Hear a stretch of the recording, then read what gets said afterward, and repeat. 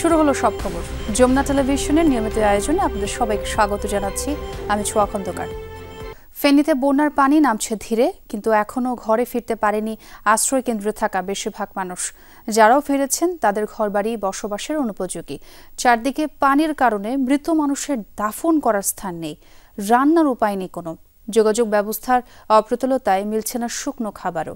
পরপর দুইবারে বন্যায় ফেনীর পরশুরাম, ফুলগাজী আর ছাগলনাইয়ার মানুষ এখনও দিশেহারা। আলামিন তালুকদারের ক্যামেরায় সাইফুদ্দিন রবিনের রিপোর্ট। পরশুরামের দক্ষিণ অনন্তপুরের প্রতিটি বাড়ি যেন দুর্গম বিচ্ছিন্ন দ্বীপ। বাসিন্দারা গেল 5 দিন ধরেই ছিলেন আশ্রয় কেন্দ্রে।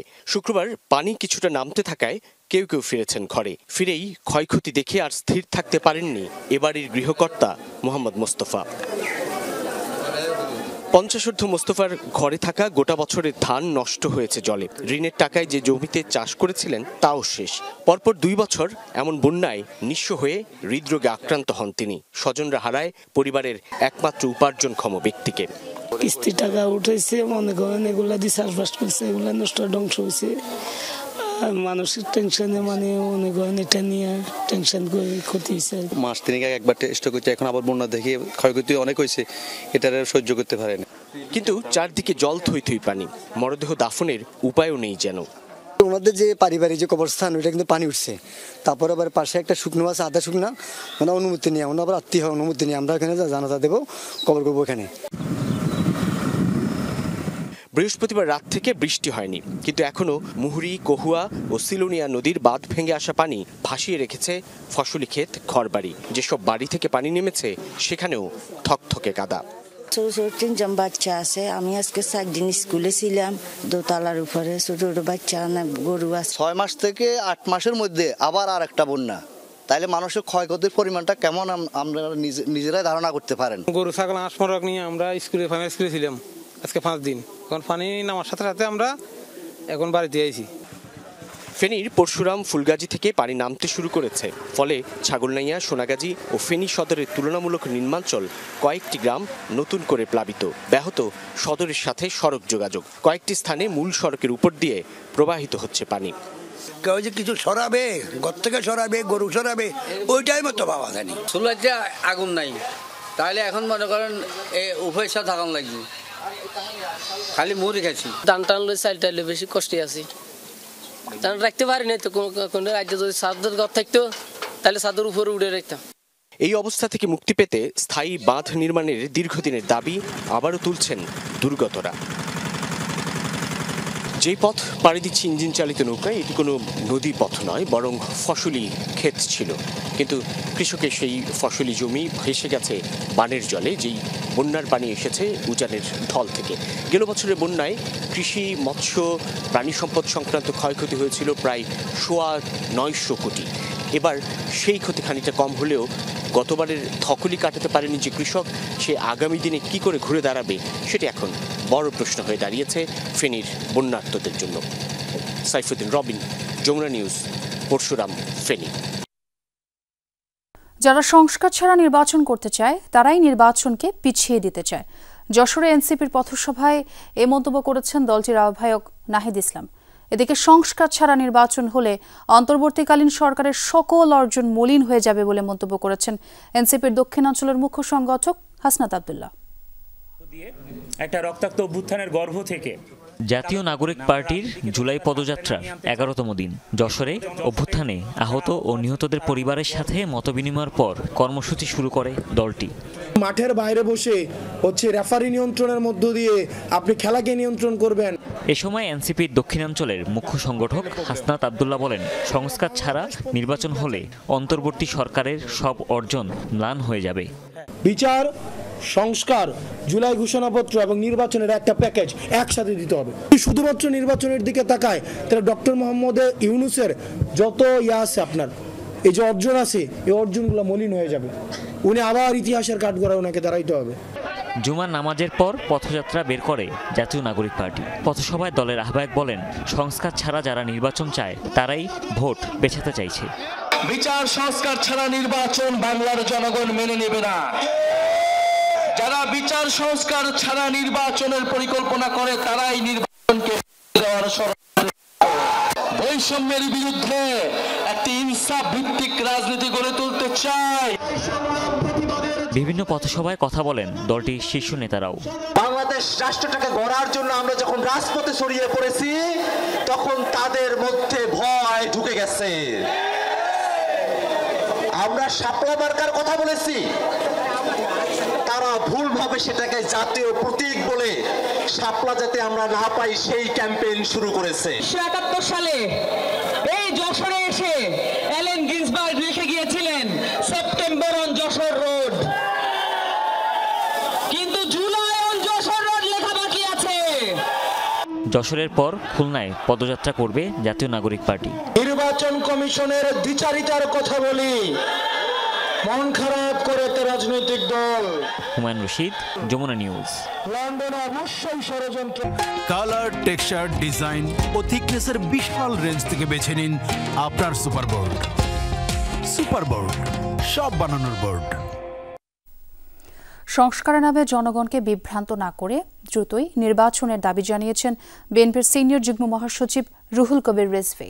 সকালে নয়াপল্টনে এক দোয়া মাহফিলে কথা জানান তিনি। বলেন, এখনও ফ্যাসিবাদের দোসররা রাষ্ট্রের গুরুত্বপূর্ণ দায়িত্বে রয়েছেন, যারা সুযোগ পেলেই আবারও ফুঁসে উঠবে। এসব দোসরদের বিচারে অন্তর্বর্তী সরকারকে দ্রুতই কার্যকর ব্যবস্থা নেওয়ার আহ্বান জানান রিজভী আহমেদ।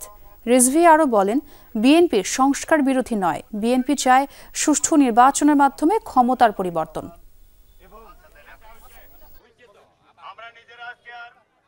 ইসলামী বিশ্ববিদ্যালয়ের অধ্যাপক, সাংবাদিকরা তারাও এটা নিউজ করেছেন। গণতন্ত্রের স্বার্থে, রাষ্ট্রের স্বার্থে, জনগণের স্বার্থে তখনই সংস্কার করে সেই আইন প্রণয়ন হবে। এটাই তো গণতান্ত্রিক সংবিধানের নিয়ম।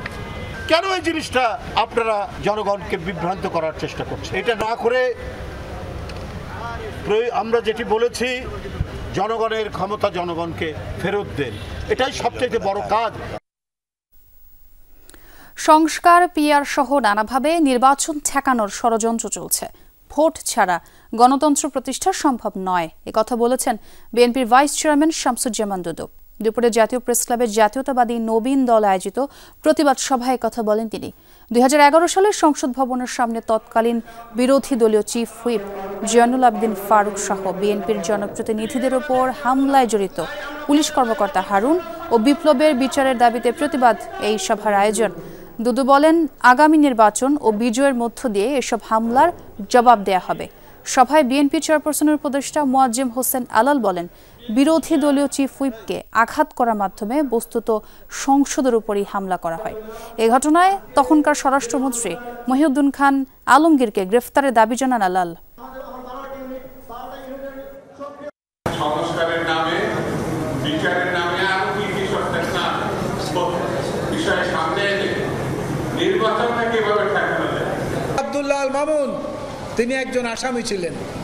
তিনি গতকালকে আদালতে স্বীকার করেছেন যে গণহত্যা চালানোর জন্য তিনিও দায়ী এবং তিনি নির্দেশ পেয়েছিলেন শেখ হাসিনার কাছ থেকে। ক্ষমা পাওয়ার শর্তে রাজসাক্ষী হতে পারেন অপরাধের সাথে জড়িত কেউ, তবে এক্ষেত্রে অপরাধের দায় স্বীকার করে পরিপূর্ণ সত্য প্রকাশ করতে হবে তাকে। শর্তভঙ্গ করলে অন্য আসামিদের সাথে তাকেও বিচারের আওতায় নেওয়া হবে।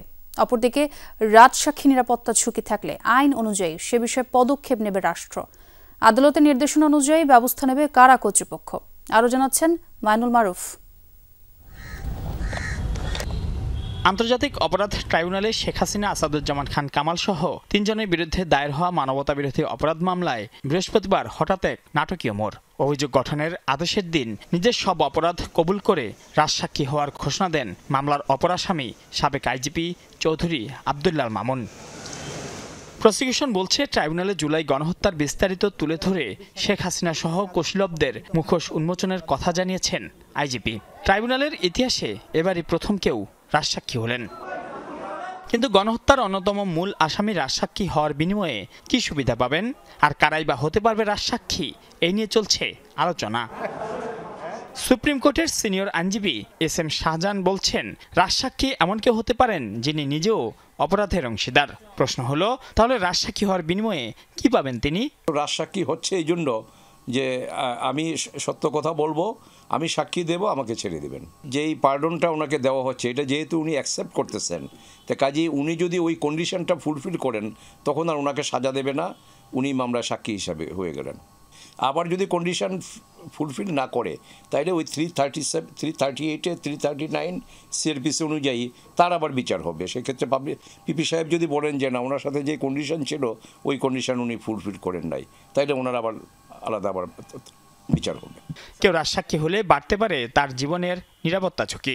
সেক্ষেত্রে রাষ্ট্রের তরফে সুরক্ষার বিধান কি?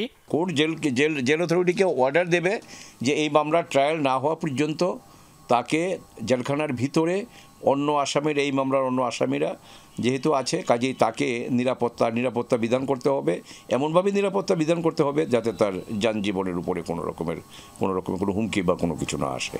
এই আনা নেওয়া এবং তার থাকা এর মধ্যে যেন তার নিরাপত্তাটা কোনো বিঘ্নিত না হয়, এটা আপনার স্টেটকে বা রাষ্ট্রযন্ত্রকে বা জেল অথরিটিকে এটা এনশিওর করতে হবে। কারা কর্তৃপক্ষ বলছে আদালতের নির্দেশনা অনুযায়ী নিরাপত্তা নিশ্চিত করা হয়, কারাগারে রাখা হয় আলাদা স্থানে। কারাগারে যদি আদালত আদেশ দেয় তাকে আমরা পৃথক করে রাখবো, এটাই নিয়ম, এবং কোনো জন্য ক্ষতি না হয় তার সেই দিকটা দেখা হবে। কারো দ্বারা যেন উনি কোনো প্রকার আক্রমণের শিকার না হন, কোনো দরকার প্রভাবিত না হন, সেই বিষয়গুলো দেখা হবে। জুলাই গণহত্যাকালীন সময়ে পুলিশের প্রধান হিসেবে দায়িত্ব পালন করা চৌধুরী আব্দুল্লাহ মামুনকে এরই মধ্যে আলাদা সেলে নেওয়া হয়েছে। বিচার চলাকালীন পুরো সময় কারাগারেই কাটাতে হবে তাকে। মাইনুল মারুফ, যমুনা নিউজ, ঢাকা। ভয়াবহ আগুনে পড়ল চট্টগ্রাম কর্ণফুলী ইপিজেটের একটি ফোম কারখানা। দুপুরে ইপিজেটের জান্ট ফোম কারখানায় আগুনের সূত্রপাত। দাহ্য পদার্থ হওয়ায় দ্রুতই পুরো কারখানায় আগুন ছড়িয়ে পড়ে। পুড়ে যায় ভেতরে থাকা বিপুল পরিমাণ ফোম ও কেমিক্যাল। খবর পেয়ে ঘটনাস্থলে যায় ফায়ার সার্ভিস, নৌবাহিনী ও সেনাবাহিনীর 15 ইউনিট। প্রায় 1.5 ঘন্টা চেষ্টায় আগুন নিয়ন্ত্রণে আসে। আগুনের ক্ষয়ক্ষতির পরিমাণ এখনও নিরূপণ করা যায়নি।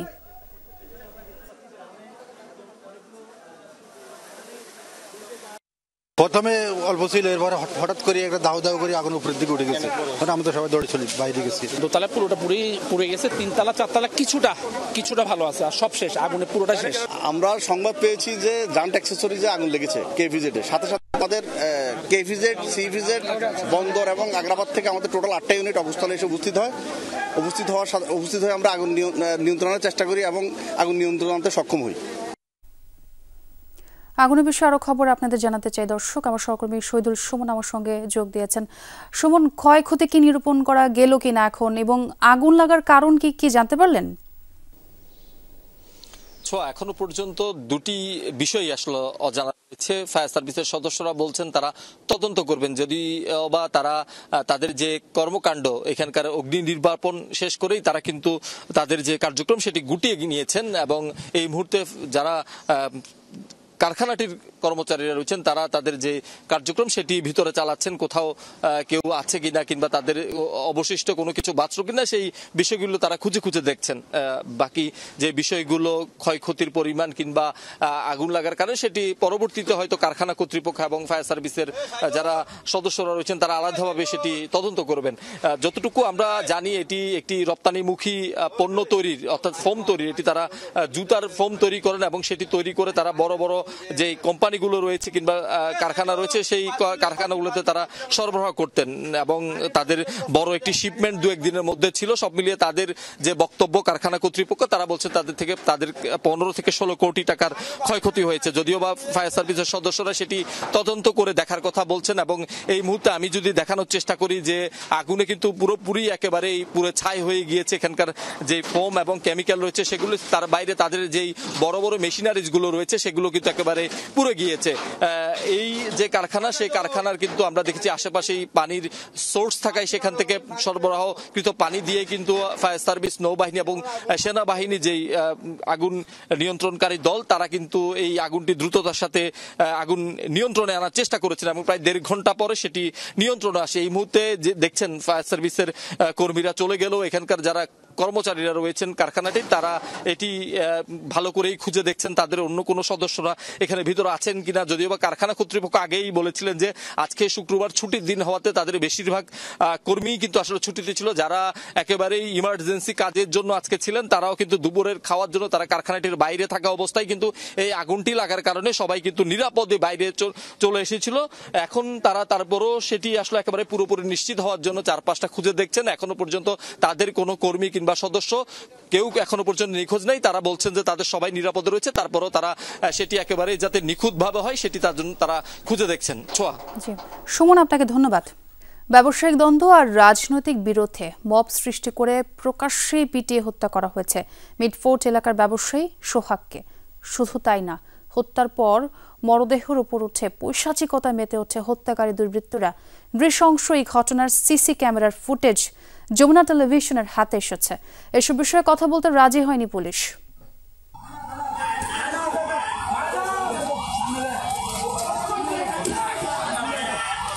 মোবাইলে ধারণকৃত এই ফুটেজে দেখা যায় প্রায় বিবস্ত্র অবস্থায় পড়ে আছে এক যুবক।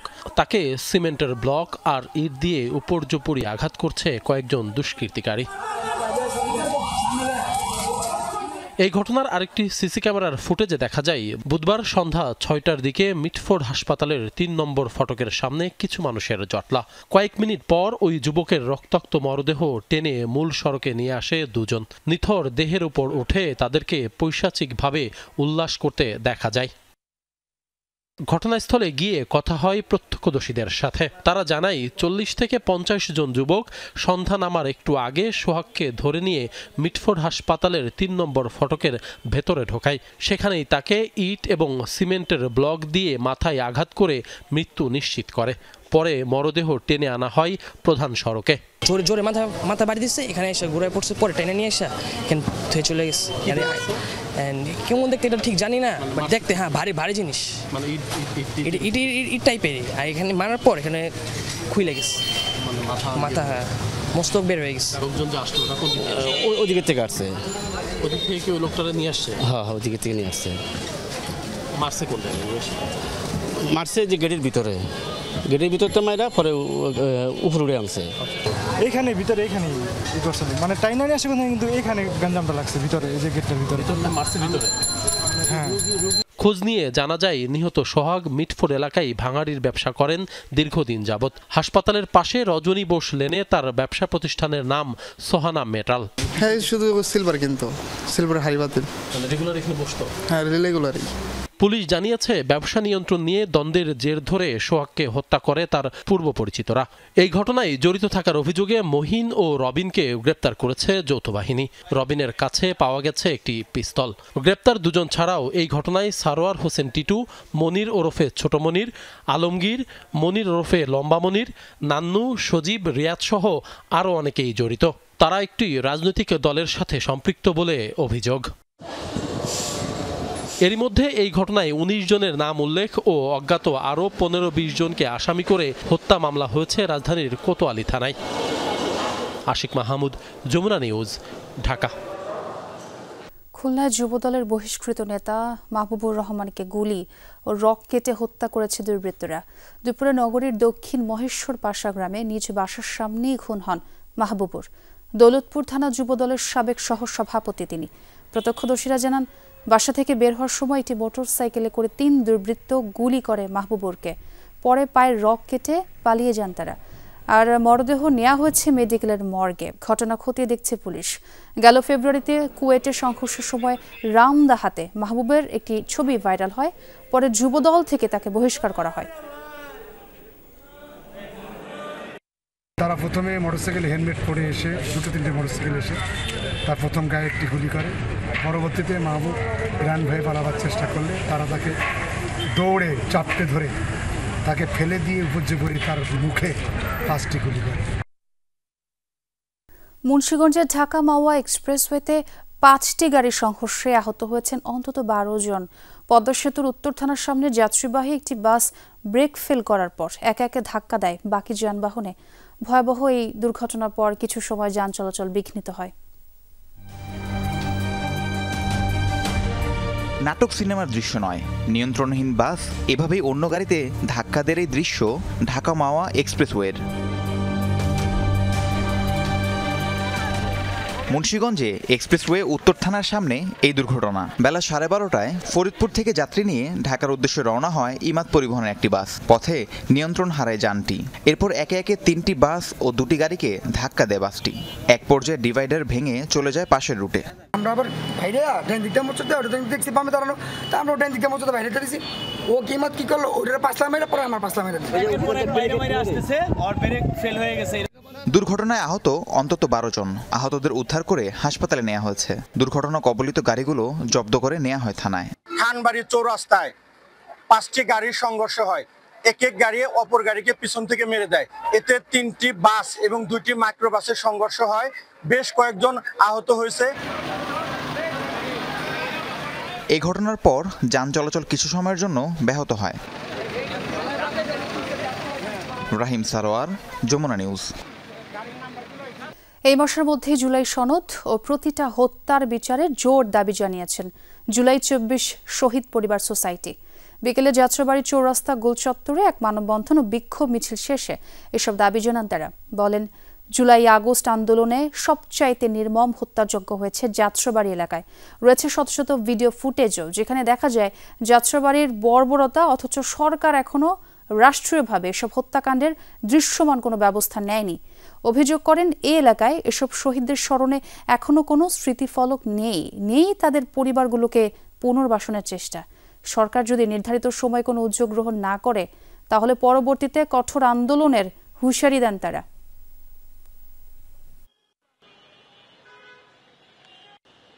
আজকে আমরা যাত্রাবাড়ির সকল শহীদ পরিবার একত্রিত হয়েছি যাতে জুলাই সনদপত্র যাতে ঘোষণা দেওয়া হয় অতি দ্রুতভাবে।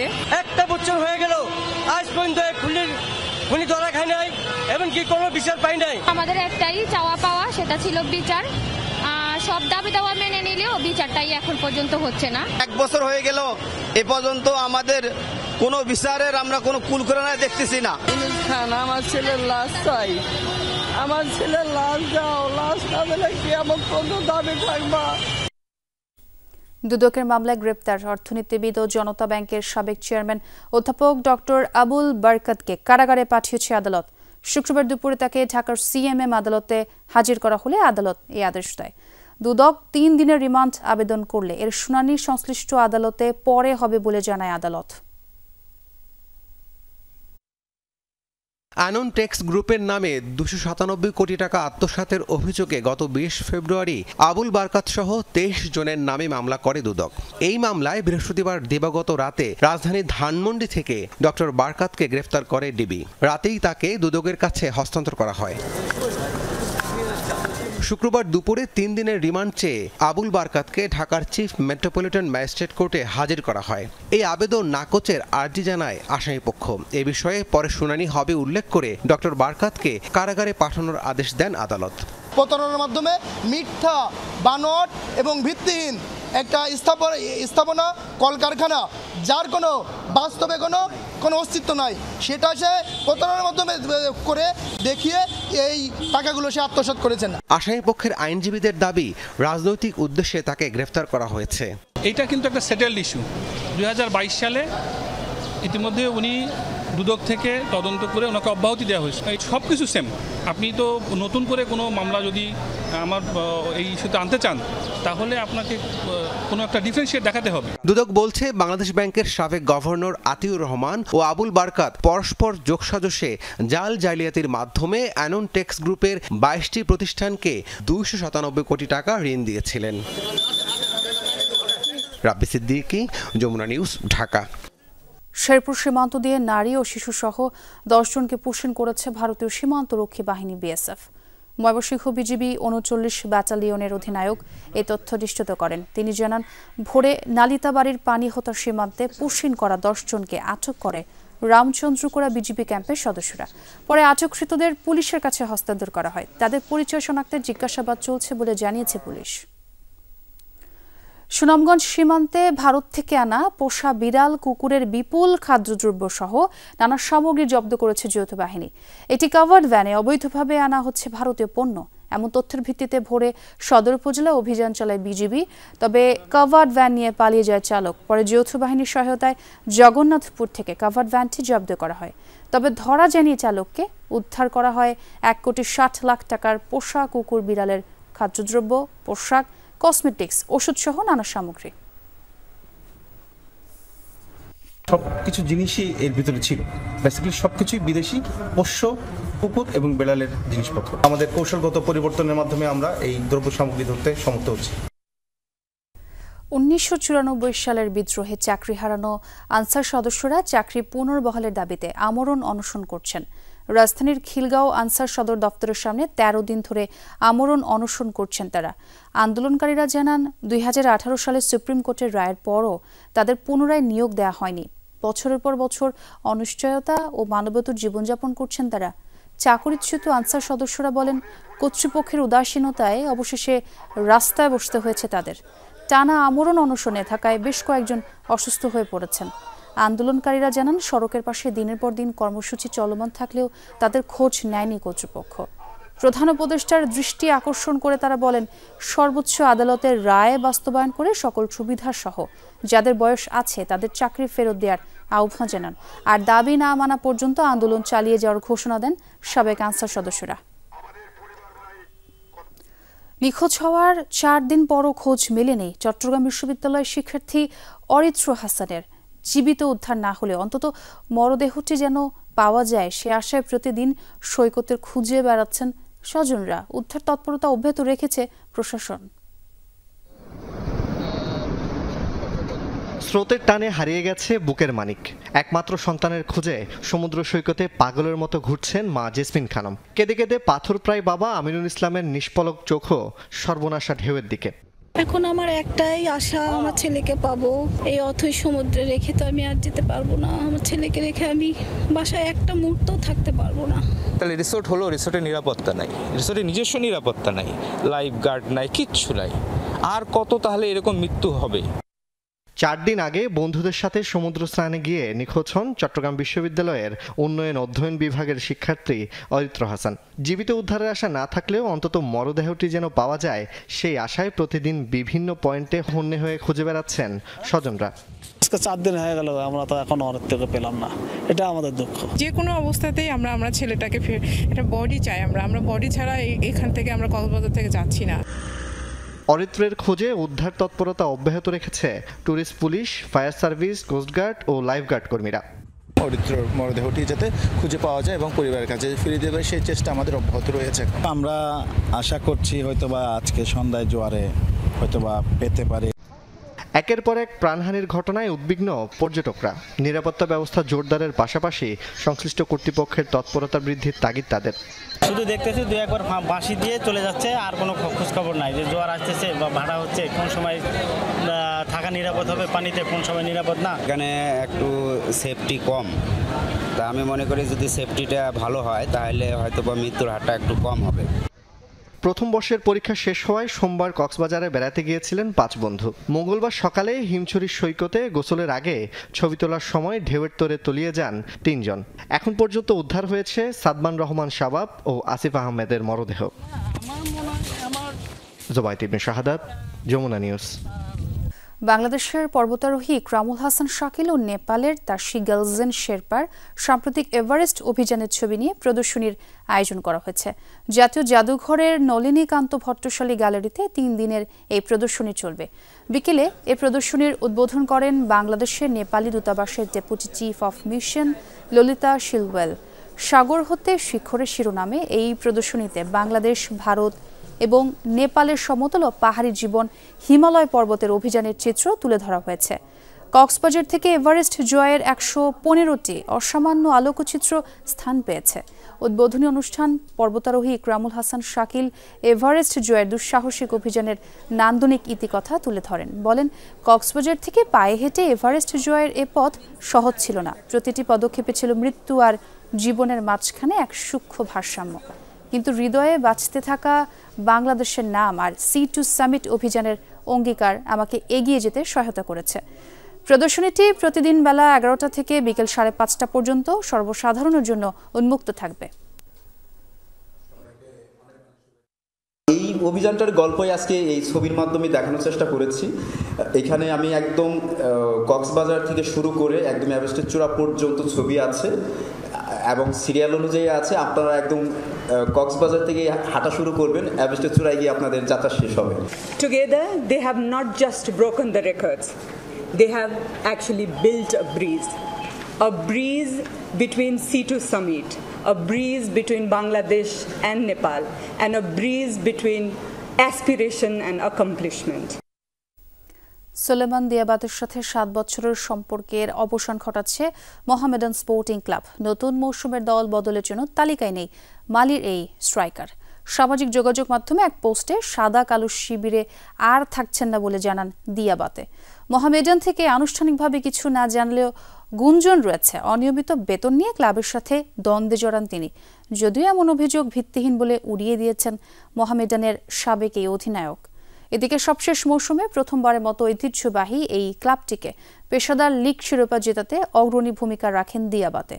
19 গোল করে লিগে দ্বিতীয় সর্বোচ্চ গোল স্কোরার হন মালির এই স্ট্রাইকার। ব্রেন্টফোর্ডের ডেনিশ মিডফিল্ডার ক্রিস্টিয়ান নরগার্টকে দলে ভিড়িয়েছে আর্সেনাল। দলের শক্তি বাড়াতে এবারের দল বদলে এ নিয়ে 3 জন ফুটবলার কিনল গতবারের রানার্স আপরা। 2 ক্লাবের পক্ষ থেকে বিষয়টি নিশ্চিত করা হলেও ট্রান্সফার বিষয়ে কিছু জানানো হয়নি। তবে গুঞ্জন রয়েছে নরগার্টকে দলে টানতে 1 কোটি পাউন্ড খরচ করেছে গানাররা। ব্রেন্টফোর্ডে ক্যারিয়ারে 6 বছর সময় কাটিয়েছেন এই মিডফিল্ডার। 2021 সালে দলকে ইংলিশ প্রিমিয়ার লিগে তুলতে রাখেন ভূমিকা। গত 2 মৌসুমে অধিনায়কত্বের আর্ম ব্যান্ডও ছিল ক্রিস্টিয়ান নরগার্ডের দখলে।